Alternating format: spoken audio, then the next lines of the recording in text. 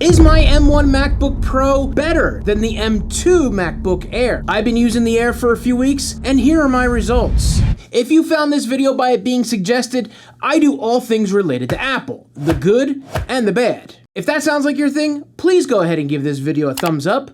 Don't forget to hit that subscribe button and ring that notification bell so you won't miss my next video when I post it. Thank you. I really can't remember the last time Apple skipped a year updating the MacBook Pros. The MacBook Air, on the other hand, is more inconsistent. I'll just say, it seems like Apple really didn't know what to do with it. Get ready, everybody.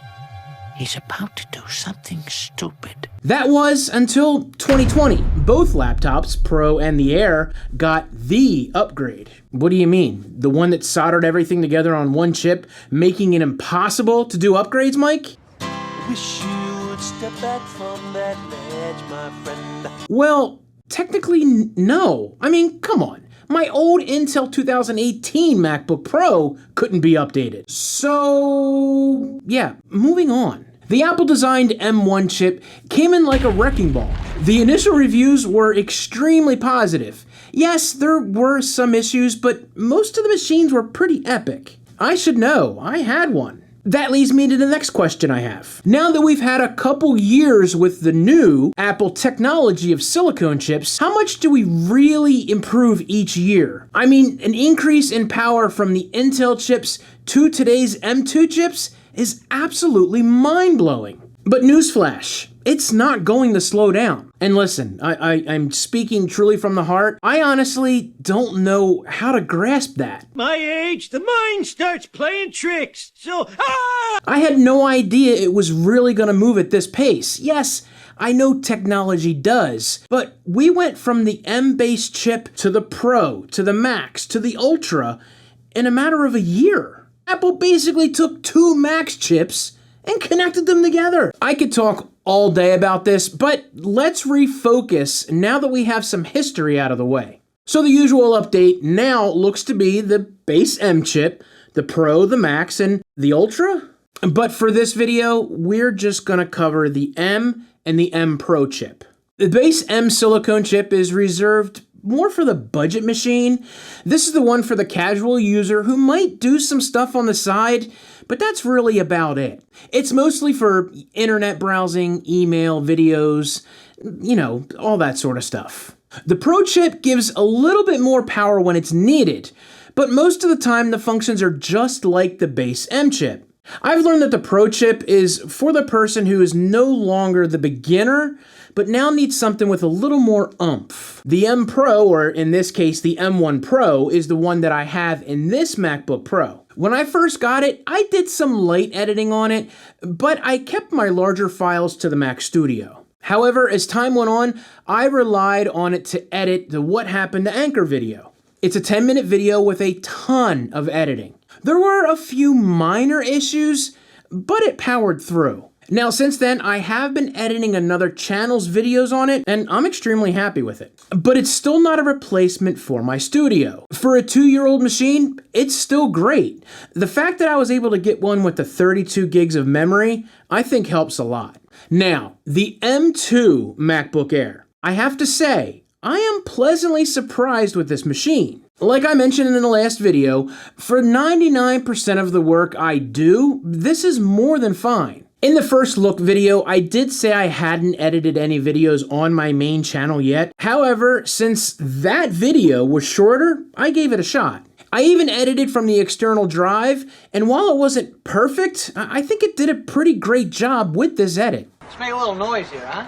With that being said, if I compared this M2 chip to, say, the M1 Mac Mini, I really don't know how much better it would really be with heavier projects. I use that M1 Mac Mini for all of my editing, but I feel like I hit a wall about a year into ownership. I was editing multiple videos at a time back then, and with 16 gigs of RAM, and even though I had 2 terabytes of storage, I still found out I was running low on space, and it just wasn't able to keep up. Maybe that was the difference. I wonder how it would handle it now. What is wrong with that guy? So what do you guys think? Should I compare my workflow now between the M1 and the M2 chips? Go ahead and give this video a thumbs up and leave a comment down below and let me know. Since I don't have an M1 machine, I decided to test out both of these machines to see how they compare while doing some of the work I would normally reserve for the studio.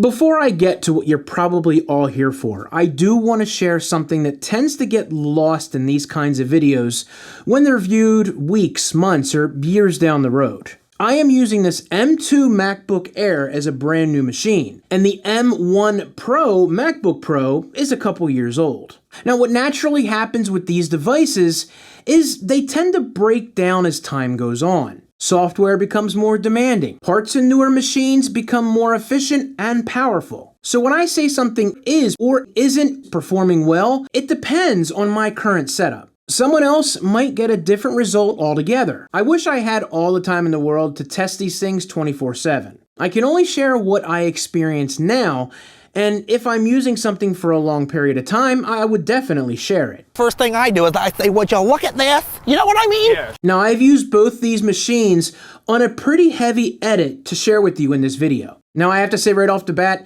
experience-wise, both of these things did a great job. I loaded the WWDC edit on both of these machines. We're talking 700 gigabytes of files. Each machine was down to about 100 gigabytes of space on a 1 terabyte drive. So I was concerned about the space, and if anything happened with memory swap that might come into play. Now let's start with simply moving around the machines, using Chrome, Photoshop, email, and of course, during all of that, editing the timeline.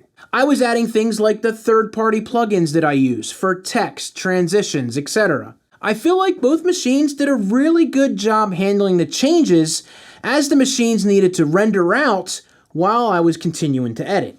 Now, I'm going to be completely honest with you, maybe if I'd started these videos from scratch on both machines and slowly added things, the outcome might have been a little bit different. I don't think it would have gotten so bad that I had to stop. These machines may have had some issues pop up that took them a few more seconds to work through. The biggest takeaway I got from this whole entire process is when I went to render out the edits, and you are going to love this. The M2 MacBook Air took 1 hour and 25 seconds to completely render out this task. The M1 Pro took 52 minutes and 48 seconds to render out the video. In the grand scheme of things, this really is not much of a difference. I mean, in reality, this looks great for the M2. Hell, it's not the Pro chip and it's only 8 minutes slower for editing something this big. The final size of the video file was 6 gigabytes. I honestly thought the M1 Pro would have gotten it done much quicker. Now, like I just mentioned earlier, this machine may only be 2 years old, but the amount of time it's been running and working, it might be taking a toll on it. I wanted to touch on the SSD speeds on these machines since the base model M2 got lambasted since they came out, being slower than the M1 SSDs. I've watched the videos on the M2 chips and the issues with those SSD speeds. I saw the comparisons between the 256 M2 and M1. The results were not good for the M2, and it was explained that the setup for the SSDs had changed. Oh my God, no! Yes, they were slower, but I have to look on the other side of this. Did that translate to a worse experience for the user? I'm sure most wouldn't even realize it. I also thought that if I got the 1 terabyte, I would be okay on the speed side, so for smaller jobs, I could edit them directly on the machine and take advantage of less things to carry, and it has faster SSD speeds. When I picked up the M2 MacBook Air, I did get the 1 terabyte, so I could say I gave it the same opportunity to match or better the M1 in performance. Now, I also wanted to mention that the M1 Pro could max out at 32 gigs of memory, while the M2 MacBook Air was maxed out at 24 gigs. I mean, it's better than the M1 at 16 gigs, but understandably, it would be less than the M1 Pro. However, it should be okay for most things. I decided to run a speed test just to see how evenly matched they were. And what I found... You know what? Let me just show you the results. The M1 Pro SSD averaged 5,500 write and 5,450 read. I didn't actually realize this thing was so damn fast. The M2 SSD average was not the same. It was 3,000 write and 2,800 read? What the hold on. I gotta do some looking on the YouTubes. I'll be right back. 2 hours later. Okay, jeez. Listen, I didn't find a ton of videos comparing the 1 terabyte SSDs between the two generations. The biggest results were, of course, about the 256 and 512 gigs. There were videos out there that showed the exact same speed test results that I found. Eesh. So, what does this mean for you? In most cases, absolutely nothing. Except that you probably feel ripped off seeing these numbers and ask, what did Apple do? Yes and no.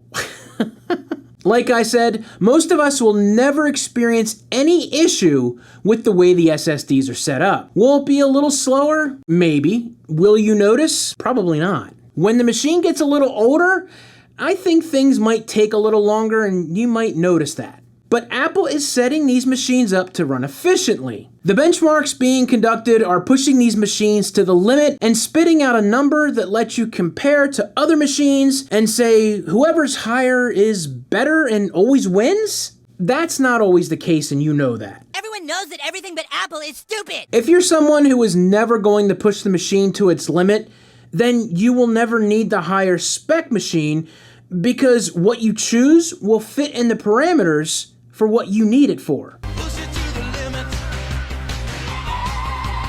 My truck isn't going to go faster than a C8 Corvette, but I can tow 8,000 to 10,000 pounds of a loaded trailer. While the C8, not so much. I mean, you could, but Jesus, who the hell would do that? Whistling Diesel. Yeah.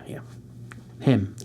It all depends on what you need. When buying a laptop and you look at these numbers to make your choice, if that's what you think is going to make you feel better spending your money, then go for it. But if you can't spend that amount of money and you end up picking something less expensive, thinking you aren't going to get the best performance, I totally get it. But in reality, it will work fine for most things. Now, the more powerful machine might last longer when it comes to common tasks years down the road. Now, if you're able to get everything you need out of either machine over the years, then it was worth the money. As far as the value between these two, it depends on where you look. I've been keeping an eye on the Apple refurb section for M1 Pros, but I haven't really seen anything with my spec and that 1 terabyte SSD and the 32 gigs of RAM in the same price range. I found my spec on Swappa for $1,900 in good condition. There are a ton of deals out there. You just have to be patient and don't be afraid to make an offer. I personally feel like around $2,000 is the range they should be selling for. Yes, refurb gives you more guarantees over the used market, but you just have to be careful. For me, right now, the M1 Pro Macbook Pro is the better option. It has higher memory, more ports, and a better SSD. I feel like this machine can do everything I need, and I find no reason to spend more money on a machine that is missing so much of what I use. Could it work for some people? Sure. If you ask my opinion which machine you should buy based on what you might be needing it for, I'm going to tell you probably go with the M1 Pro because it is a better buy. If you want to see why I picked up that M1 Pro Macbook Pro, go ahead and check out this video right here. Don't forget to hit that subscribe button and ring that notification bell so you won't miss my next video. See ya.